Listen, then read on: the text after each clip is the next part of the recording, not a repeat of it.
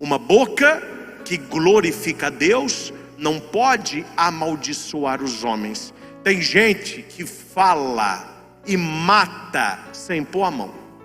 É uma língua que eu falo assim: olha, filho, eu não falo não, senão a gente queima, né? Mas eu falo assim: olha, você reza, porque o dia que você morrer, o seu corpo vai subir, mas a sua língua vai descer, meu filho.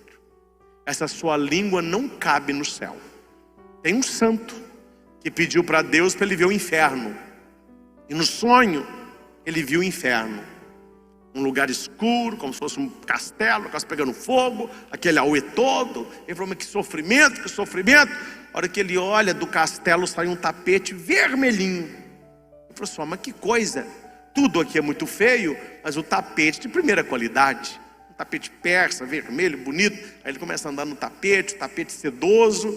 Aí chegou um anjo e falou com ele assim: abaixa e olha de que é feito o tapete. Quando ele abaixa e puxa, veio na mão dele uma língua. O tapete era todo de língua. Aí ele perguntou assim: mas o que é isso? Ele falou: olha, foram a pessoa que morreu e foram para o céu, mas a língua só coube no inferno. É uma história. Mas para você entender que nós devemos vigiar a nossa língua. Gente, toda língua fofoqueira procura um ouvido desocupado. Se tem quem fala, é porque tem quem ouve. Se as pessoas não ficassem ouvindo mimimi por aí, não haveria tanta boca falando, pois não haveriam ouvidos ouvindo. Não seja bobo. Não vou falar inocente, não, é bobo mesmo. Uma pessoa que só chega para você para falar mal de alguém, ela chegará para alguém para falar mal de quem? De você. Então cuidado com pessoas que não sabem conversar, não tem um assunto legal, falando de coisas construtivas, falando de ideias, falando de sonhos, falando de sentimentos. Tem gente que só sabe falar de pessoas. E um conselho de padre para você: pode falar que fui eu que disse. Afaste de pessoas que falam demais. Quando eu falo falar demais, não é alguém que comunica demais. Então vocês vão se afastar de mim, porque eu não falo pouco, né? Ih, padre, ó, vai longe. Se eu começar a falar, não para. Não é a comunicação. Gente que fala o que não constrói. Me desculpe a franqueza, viu? Toda família tem o que leva e traz. A minha tem, a sua também tem. A pessoa vai numa casa, comenta uma coisa, vai na outra, comenta outra, vai na outra, comenta outra. A hora que você vê a confusão armada, a pessoa sai como o quê? Vítima. Ela nunca assume. Eu não falei por mal, eu falei para ajudar. Sua boca. Estou mentindo? Eu tive uma boa intenção. Meu caro, a tua palavra era doce como mel, mas a sua intenção era amarga como fel. Falou que quis, fez o circo, separou a família, separou amigos, denegriu pessoas, e ela sai como a boazinha da história. Jesus vai dizer que nós seremos salvos ou condenados pelas palavras que falamos. Precisamos ser como Isaías. Ó Senhor, eu tenho os lábios impuros. O que Deus falou para Isaías? Você tem o quê? Os lábios impuros. Você não presta. Cai fora do templo. Eu vou escolher outro. Não foi isso que aconteceu, não. Você tem lábios impuros? Eu tenho. Um serafim incandescente saiu da presença de Deus, pegou uma tenaz, pegou uma brasa incandescente, chegou perto de Isaías e falou: olha, não está na Bíblia não, mas eu sei que ele fez. Faz um biquinho para mim aí. Faz um biquinho aí.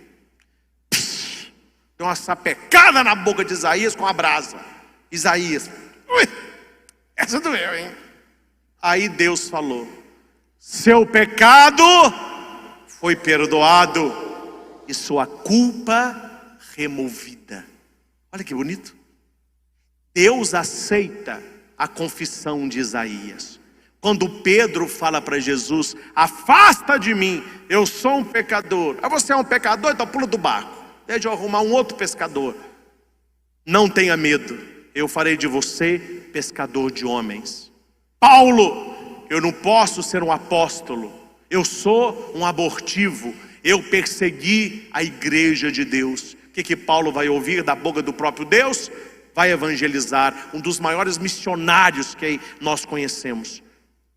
Não sei se você já foi. Quando você for na Praça de São Pedro, sempre tem uma imagem, quando eu vejo, mexe muito comigo.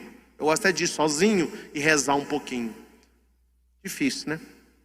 Mas algumas vezes eu levanto mais cedo, o pessoal está dormindo ainda, está ainda começando a amanhecer. Eu vou lá para a Praça de São Pedro, Vaticano. Tem a troca da guarda, que é muito bonita, né? Os guardas. Não tem quase ninguém. Eu vejo São Pedro, tadinho, São Pedro, fica com raiva de mim não. Rezo para ele, mas eu fico babando em São Paulo. Uma imagem enorme. Ele, um homem forte, segurando uma Bíblia, e do outro lado uma espada, que vai debaixo do braço até o chão, uma lâmina grande. E ele está ali, mostrando que de um assassino, Deus fez um pregador. De um perseguidor, Deus fez um perseguido. Aquele que tinha ódio da igreja foi um dos maiores pregadores que a história conheceu. Por quê? Deus muda as pessoas. Deus mudou Isaías, Deus mudou Paulo, Deus mudou Pedro, e Ele pode mudar a nós também. Ele pode mudar você também. Não pense nunca que Deus vai te rejeitar pelo teu pecado. Ah, mas eu sou impuro, eu não posso ir à missa, eu não posso comungar, a minha vida toda suja. Ai de mim! Deus vai te purificar. Deus vai purificar o teu coração, purificar a tua alma, purificar a tua vida, para que você possa servi-lo. E qual que é a beleza da primeira leitura? Aí Deus pergunta: quem nós enviaremos? Isaías: eis-me aqui, envia-me. Aquele que se considerava impuro, ele assume a missão de profeta. Deus sabe restaurar uma obra estragada. Nós somos obras estragadas. Deus nos fez perfeito, o pecado nos estragou. Deus pode nos restaurar, Deus pode nos refazer, e Deus quer nos usar. Mas antes disso, nós precisamos nos deixar purificar. Eu não desejo coisas ruins para os outros. Não é possível também, né? Um padre deseja coisa ruim para o outro. Mas que eu faço umas orações quentes, eu faço. Senhor,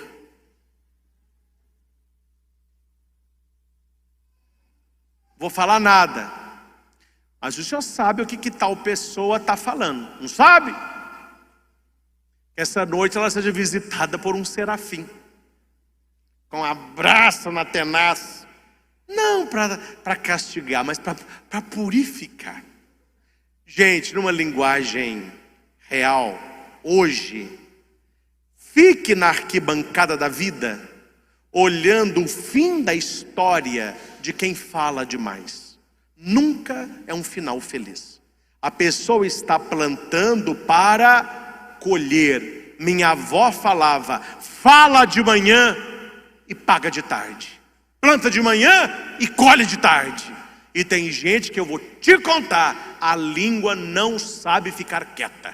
É um músculo mais pesado do corpo. A pessoa não consegue segurar. E ela não vê que uma língua faladora, uma língua fofoqueira, uma língua que comenta tudo, que fala de tudo e comenta de todos, essa língua trava a vida da pessoa.